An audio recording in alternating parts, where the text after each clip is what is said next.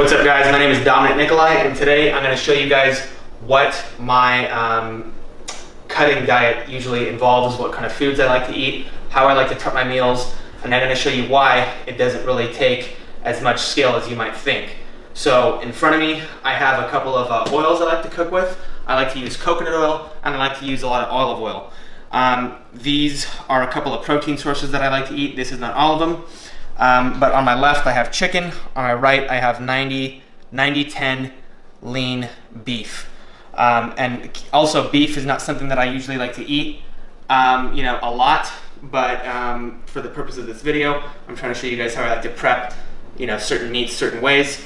And also this is kind of a prep on a bit of a smaller scale. So all of this food, all the carbs I'm about to make, all the veggies and the fats is all going to amount to 4 meals total, which is going to last me 2 days because I only eat 3 large meals per day because that's just the way that I choose to diet, based off of convenience and based off the fact that I've been doing this long enough as to where I know, how my body is going to respond to certain types of dieting and stuff like that. Anyways, and right here I have some of the condiments I like to use to help season and flavor the food. So I have soy sauce, I have some garlic, I have some mustard, I have some hot sauce, I got salt and pepper, of course, and then I have some taco seasoning.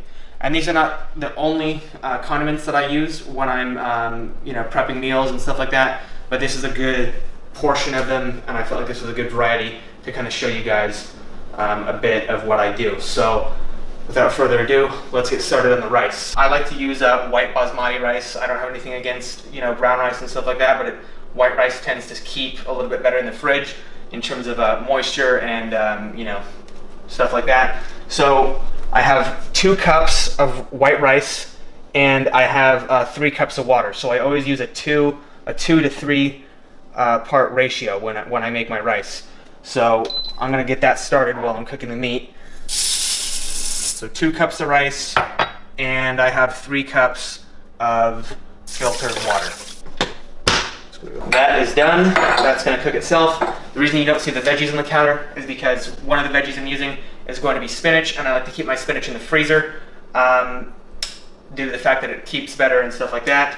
And the other one is going to be carrots. I know that carrots are high in sugar, high in carbs and stuff like that, but I'm eating 1,000 calories a meal, so I don't really need to be too careful when it comes to that sort of thing.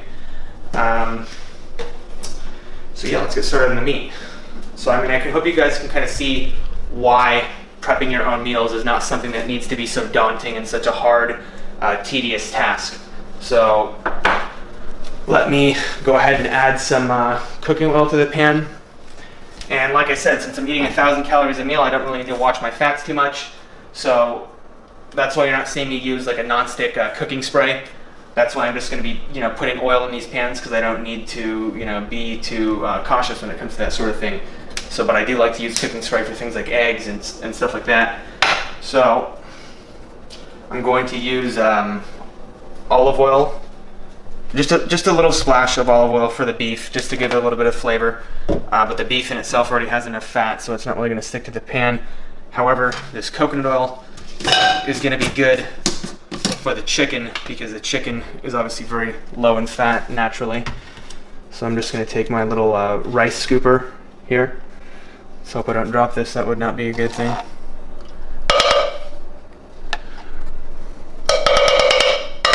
This camera focus is so good. So now I got the oil in the pan, and I'm not just doing this for the video, but every time I take some coconut oil on a spoon, I actually do like to take it off the spoon with my hands and just put it on my skin, because coconut oil is really good for you. But it also does double as a nice bit of sheen on my body for this video. The reason I'm doing this shirtless is so that it gives me a bit of credibility, so that way you can actually see I have the body to back up to know what I'm talking about. Anyways, let's get this started.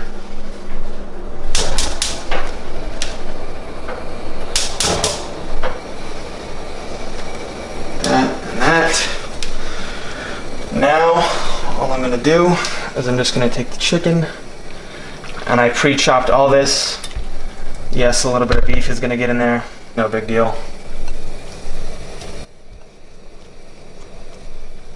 There's just no reason why somebody can't, do this themselves. Unless, of course, you don't have a kitchen, then that's a different story. But if you have a kitchen and you have, access to a grocery store and stuff like that, there's no excuse for you to not be able to do something like this. This is all very simple and does not require any skill at all. To an extent. Take that one chicken chop out. So, just gonna give these a quick stir.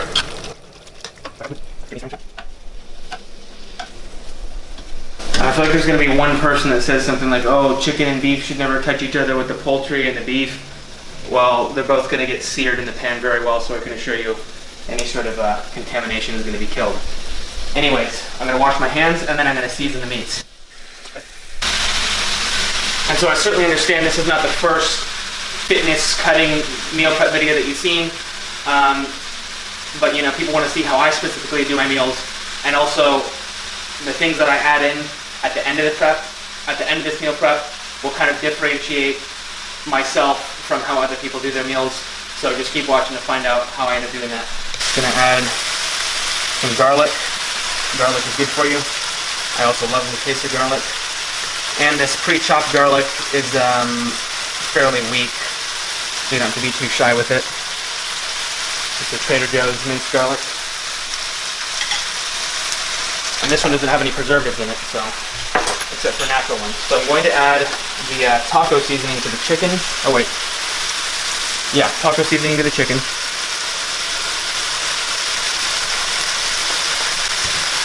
And I'm going to use the hot sauce on the beef. A couple cracks of Himalayan pink sea salt. And quite a bit of pepper because it's good for you and I love pepper.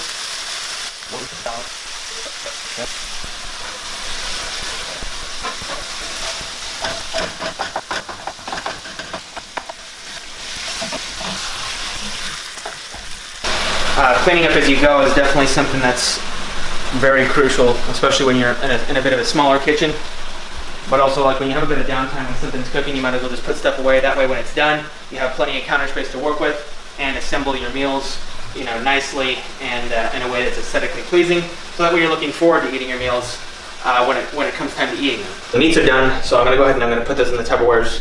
First, I'm going to do in this chicken because typically things like chicken and turkey are usually pumped full of a lot of water, so these let off quite a bit of water. So, got my chicken, I got my beef.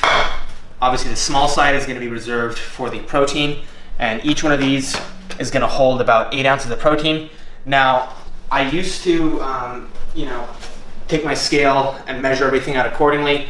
However, at this point in my fitness career, I'm kind of to a point where I can just eyeball things, and as long as I'm eating these healthy, wholesome foods, I kind of know where my body and my metabolism is at in order to get where I want to be. So I don't need to measure things out. However, for people who are just starting or my clients, I do ask that they do weigh everything out, because I need to know where they're at with their caloric intake and how this caloric intake affects their weights and stuff like that. I do offer coaching. I'm not trying to plug it too hard or anything, but I do offer online coaching for meal prep and workouts and stuff like that. I'll leave a link to that in the description below. That's all I'm going to say about that. But let's get this in here. So how many ounces are you putting in there? This, I believe, is about 8 to 10 ounces of protein per meal. Because like I said, I only eat, 3 large meals a day. So just for the heck of it, let's just see what happens when I put this on the scale. So I'm gonna take this one, I'm gonna turn the scale on, I'm gonna tear it so that it's not including the weight of the Tupperware. I'm gonna take this one, I'm gonna put that on, I'm gonna change the unit to ounces. 10.5 ounces, exactly. I said between 8 and 10 ounces. So I'm gonna be eating about 8 to 10 ounces of meat per meal. And this meat right here, I'm actually gonna have this for dinner because I haven't eaten dinner tonight. So I'm actually going to have half chicken, half beef or something like that, but let me get this beef inside of these Tupperwares first. It smells good. It smells like garlic, olive oil, beef. It smells nice. And again, with the beef, I'm not eating red meat, you know, more than 3 to 4 times a week, because red meat is more of a treat than a staple in my diet, because red meat is very hard on your digestive system. And yeah, I mean, there's really nothing more to say about it than that. There you go. Like I said, I have 4 meals prepared with 4 protein sources, 2 different types. I'm gonna take this beef and just add it to my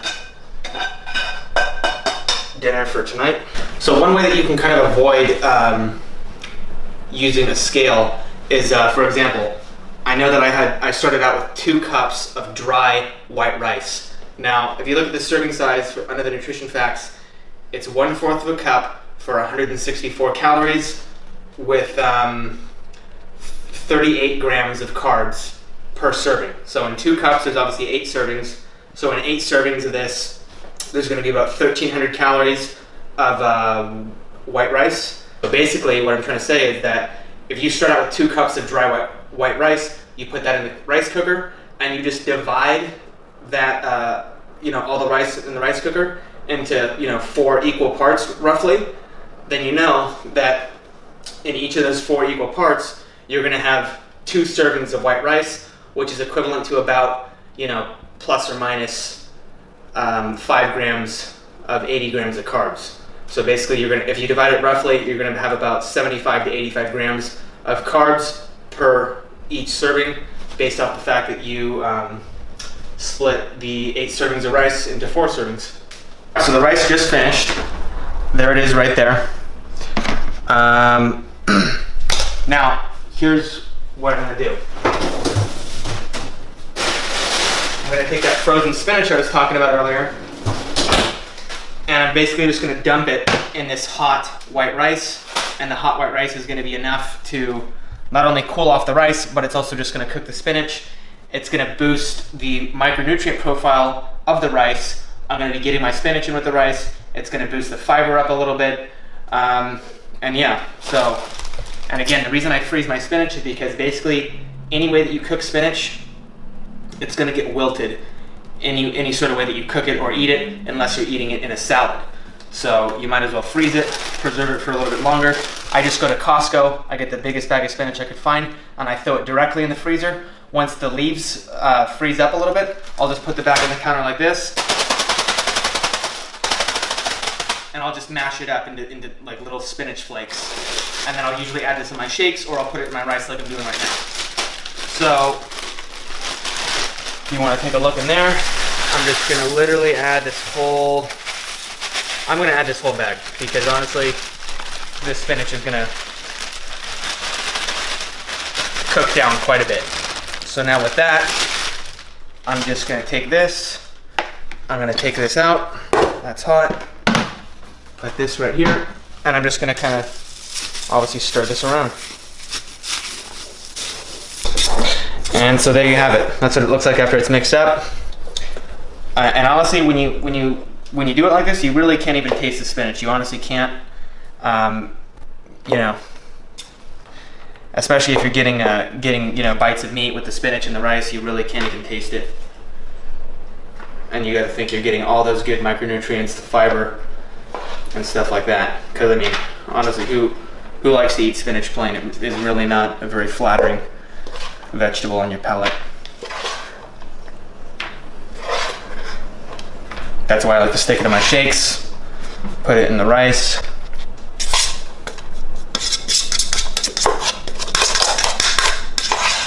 So basically, if I did the math correctly in my head, we have about 320 calories of rice here.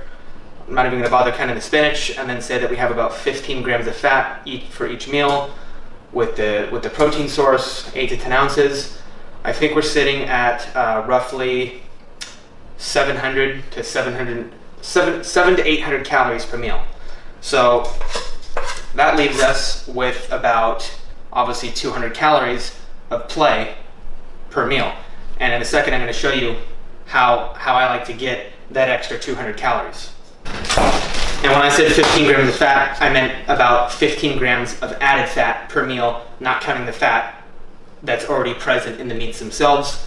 Anyways, the point is that each one of these meals, we're going to say, is around 750 calories, which for my purposes right now, since I'm not exactly prepping for anything in particular, I just want to make sure that I'm eating good, clean, and wholesome foods, and that I'm roughly tracking within about 90% of what I'm eating. So I'm just going to add these carrots to these meals. So between the carrots and the spinach and the small bit of fiber that is already present in the rice, these meals, these meals' fiber content is now definitely up to par, and especially with the other things that I'm about to add to these meals, you will see that I have plenty of fiber. This is like the perfect macronutrient split.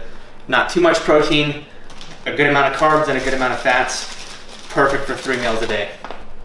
Now this is where the extra 200 calories comes in. And this is where I feel that I kind of differ from other people when it comes to meal prepping and stuff like that. So this is a 1-up bar. This is 240 calories. So this would put us at just about exactly 1,000 calories. My discount code for this is DOM, just DOM. 1-Up Nutrition is one of my sponsors I'm very grateful to be with. This protein bar is excellent. No preservatives. It's not baked. It has no sucralose. We'll just leave it at that. So I like trail mix. I'm not too happy about the dairy in there, but you know what? It's I like the way it tastes. It has protein, it has fats, and it has carbs in there. It has 10 grams of protein. It has 20 grams of fat, and it has 23 grams of carbs. This packet is 310 calories, so this would put us slightly over 1,000 calories. And like I said, I'm going for about 90% accuracy per meal. So I don't need to be deadly accurate because I'm not 4 weeks out from a competition right now. And as you can see, this method seems to be working pretty well for me. But again, if you're just starting out, then you might want to be more strict about it so you can kind of see exactly what's going on. I got a Cliff Bar. I love Cliff Bars. They are vegan. This is 250 calories, 10 grams of protein, 5 grams of fat. And then I got a Nature Valley Bar because I like Nature Valley Bar. And you'll notice that all these are kind of very carb heavy, but they also have a decent amount of protein in each of them. And I eat a lot of carbs, because again, each one of my meals are 1,000 calories. So this is exact. So basically, if we take these 2 meals, for example, right here, we put these off to the side. This and this, meal 2, meal 3, and my breakfast would be something like a bowl of oats with 3 whole eggs, a bit of brown sugar or maple syrup in the oats, and maybe a bit of coconut oil in the oats as well, and then maybe like a small dish of broccoli or one of my celery shakes that I just do celery and water with. That's what my breakfast would look like. This is what my lunch would look like, and this is what my dinner would look like. So all of that, 3,000 calories a day. I'm not saying that you're going to be eating 3,000 calories a day. This is just what my body needs. Personally, I would recommend that you start off at about 2,500 calories a day. Make sure you're eating that exact number for 7 days in a row. Track your weights to see how your body responds to eating exactly 2,500 calories a day for 7 days in a row. And then from there, you'll be able to assess where you need to take your diet for the weeks to come. Or if you're not comfortable with doing that, or if you're not comfortable with holding yourself accountable, that's why some people like to use online coaches, which, like I said, I do provide that. I'll leave a link in the description to my online coaching. If you have any questions about it, please email me. I'd love to help you out with that.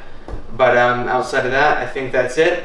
I hope you guys enjoyed the video. I hope this gave you guys some good insight as to how I like to do my meals and how I like to eat, my foods when I'm cutting and stuff like that. And thank you for watching. I'll see you in the next one.